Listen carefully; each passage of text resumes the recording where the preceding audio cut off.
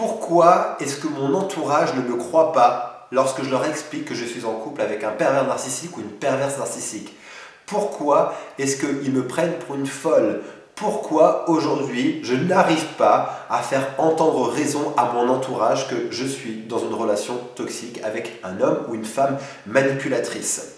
Bonjour à vous, ici Fabien Arnoux, votre coach pour vous libérer d'une relation toxique avec un pervers narcissique. Mais avant d'aller plus loin, si vous n'êtes toujours pas abonné à cette chaîne YouTube, c'est le moment de cliquer sur s'abonner et sur la petite cloche juste à côté pour être tenu au courant de mes prochaines vidéos. Voici une question qui m'a été posée par Christelle, qui est un peu dans ce désespoir de se sentir seule, de se sentir isolée dans cette souffrance dans laquelle elle vit avec cet homme pervers narcissique. Et d'ailleurs, au passage, si aujourd'hui vous avez des doutes, si vous ne savez pas si vous êtes vraiment avec un pervers narcissique ou une perverse narcissique, j'ai fait un test que vous retrouverez juste ici qui va vous permettre de déterminer à 100% aujourd'hui si vous êtes bien en couple avec un pervers narcissique.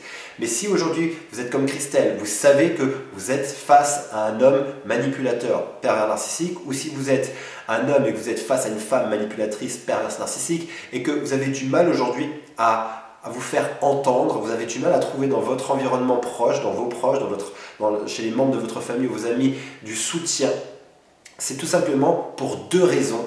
Et on va les voir dans cette vidéo. La première raison, c'est de comprendre et de savoir et d'accepter que le pervers narcissique ou la perverse narcissique est dans une façade sociale lumineuse. C'est-à-dire que socialement, ils sont hyper sympas, ils sont hyper gentils. Ce n'est absolument pas marqué sur la tête de la personne. Donc, tout votre entourage, au départ en tout cas, va être normalement hypnotisé par cette personnalité. À part certaines personnes qui seront beaucoup plus lucides, qui seront beaucoup plus clairvoyants sur le type de personnalité à qui ils ont affaire, parce que peut-être qu'ils ont déjà connu ça, peut-être qu'ils sont sensibilisés à cette thématique-là, ou à la psychologie. Bref, il y a certaines personnes qui ne vont pas rentrer dans leur jeu. D'ailleurs, ces personnes-là sont souvent vite évincées par le pervers narcissique et il va souvent faire des attaques vis-à-vis de ses membres de la famille, ces amis-là qui justement ne sont pas crédules et il les perçoit comme une menace. Donc, il va chercher très rapidement à les évincer de votre cercle intime.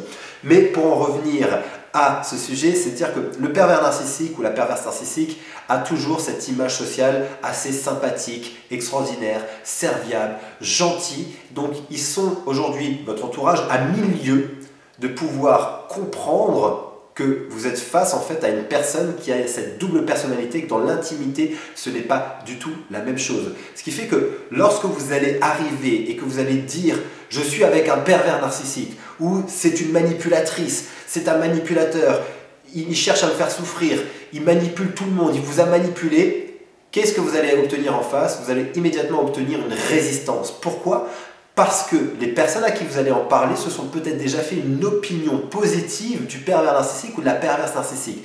La stratégie que je vous propose, c'est que plutôt que d'attaquer frontalement votre conjoint, votre conjointe auprès de vos proches en leur disant « c'est un manipulateur, c'est une manipulatrice, c'est un pervers narcissique ou une perverse narcissique », c'est de leur parler avec votre cœur, de vos souffrances intérieures, de ce que vous vivez dans la relation, sans taxer l'autre de manipulateur, sans taxer l'autre de pervers narcissique. Vous allez laisser vos proches se faire leur propre opinion.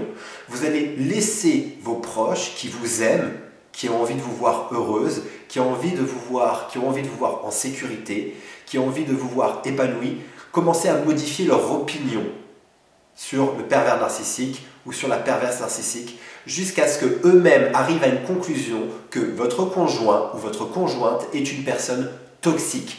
Voici pour moi, je pense, la stratégie la plus efficace, la plus impactante pour vous permettre de vous faire entendre, pour vous permettre tout simplement que vos proches se rallient à votre cause, non pas contre le pervers narcissique parce que vous n'avez pas dit une seule fois ce mot-là, parce que ce mot-là aujourd'hui est vraiment très à la mode. Beaucoup de personnes ne savent plus trop à quoi ça correspond. Tout le monde est taxé de pervers narcissique dès qu'il y a un conflit, dès qu'il y a une crise, dès qu'il y a quelque chose qui ne va pas, dès qu'il y a un comportement un peu bizarre. C'est un pervers narcissique ou une perverse narcissique. Donc ce mot-là est un peu galvaudé. Aujourd'hui, il est trop à la mode, donc il ne veut rien dire. Et c'est aujourd'hui plutôt une stratégie de parler de votre souffrance et de faire tout simplement avoir une conversation authentique sur ce que vous vivez, sur ce que vous ressentez et de cœur à cœur. Et lorsque vous êtes face à une personne qui vous aime, qui veut votre épanouissement personnel, qui veut vous voir heureuse comme vos parents, comme des amis, comme peut-être un frère, une sœur, et bien à ce moment-là, ces personnes-là qui vous aiment seront beaucoup plus sensibles à entendre votre souffrance si vous leur parlez de votre souffrance plutôt que si vous allez attaquer immédiatement votre conjoint ou votre conjointe comme étant la source de votre souffrance parce que vous dites qu'il est pervers narcissique, qu'il est manipulateur ou qu'elle est perverse narcissique. Je pense que vous avez compris en fait l'idée. Parlez de ce que vous vivez. Parlez aujourd'hui de vos difficultés dans votre relation de couple. Donnez quelques exemples de ce que vous vivez. Montrez-leur des incohérences entre ce que lui, il fait d'un point de vue social, ce que eux ils observent quand vous êtes en famille par exemple, et ce que vous vivez une fois que vous êtes rentré à la maison. Sans parler de manipulation, sans parler de pervers narcissique. Ne rentrez pas dans ces débats-là. Laissez la personne à qui vous parlez commencer à faire ce cheminement par elle-même et commencer à laisser l'autre tirer sa propre conclusion. Au départ, ne vous attendez pas forcément tout de suite à ce que les autres vous disent « oui, c'est un manipulateur, oui, c'est un pervers narcissique, oui, elle cherche à te nuire, elle cherche à te détruire ».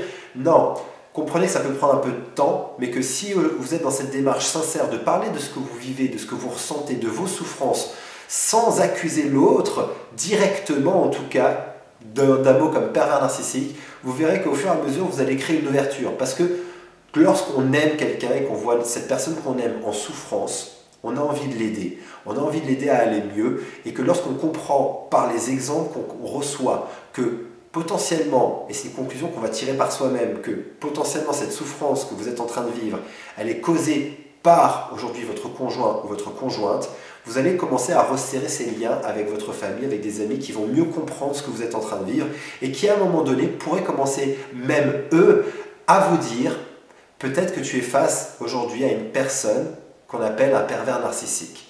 Et ça va aller directement dans votre sens, mais vous n'avez donc pas donné cette information au départ. C'est la personne elle-même qui va commencer à faire ce cheminement-là pour commencer à trouver des solutions pour vous et peut-être à un moment donné, et je l'espère en tout cas, vous épauler dans cette souffrance que vous vivez. Parce que l'idée ici, c'est de vous faire soutenir. Je crois qu'il est indispensable pour toutes les personnes qui sont dans une relation avec un pervers narcissique ou une perverse narcissique, à un moment donné, d'être soutenues, d'être encadrées, d'être encouragées, de se sentir tout simplement épaulées par des gens qu'on aime ou par des thérapeutes, des coachs, mais en tout cas, il faut à un moment donné une équipe. J'aime parler aujourd'hui d'équipe gagnante.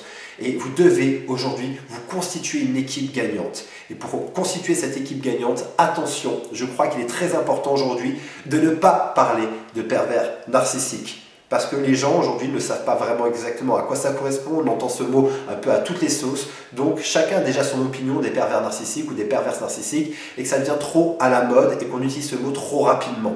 Donc parlez plutôt de vos souffrances, parlez plutôt de ce que vous vivez dans votre couple, à l'intérieur de votre couple, des incohérences qui existent entre le monde extérieur et ce que les gens observent et ce que vous vivez à l'intérieur. Et je vous garantis que ce sera beaucoup plus puissant parce que vous allez laisser la personne créer sa propre opinion et vous allez rallier cette personne à votre cause. Voici une stratégie que je vous propose d'utiliser, de la mettre en application, de me mettre dans les commentaires aujourd'hui. Effectivement, quel résultat vous obtenez grâce à ça. Travaillez sur cette stratégie à long terme. Vous devez penser un petit peu stratégique aujourd'hui. Si vous voulez vous sortir de ce type de relation, vous devez développer cet esprit stratégique. Donc voici une stratégie pour rallier les personnes que vous aimez à votre cause. J'espère que cette vidéo peut vous aider. Mettez-moi un pouce si c'est le cas. N'hésitez pas à commenter, à partager. Je vous rappelle qu'il y a un test si aujourd'hui vous avez des doutes qui est juste ici quelque part, donc qui apparaît soit au-dessus dans un petit rond avec un i, ou alors vous retrouverez le lien juste en dessous dans le descriptif de cette vidéo. Et si aujourd'hui vous avez besoin d'aller plus loin, si aujourd'hui vous êtes 100% déterminé et engagé à vous libérer de ce type de relation hautement toxique, j'ai alloué ces prochains jours quelques créneaux pour vous permettre d'avoir une session diagnostic au téléphone.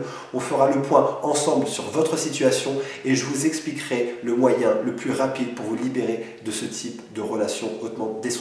Vous retrouverez le lien également juste ici quelque part sur l'écran ou alors en dessous de cette vidéo dans le descriptif. D'ici ma prochaine vidéo ou mon prochain audio, souvenez-vous et rappelez-vous, vous méritez d'être aimé et vous méritez d'être heureuse. À très bientôt.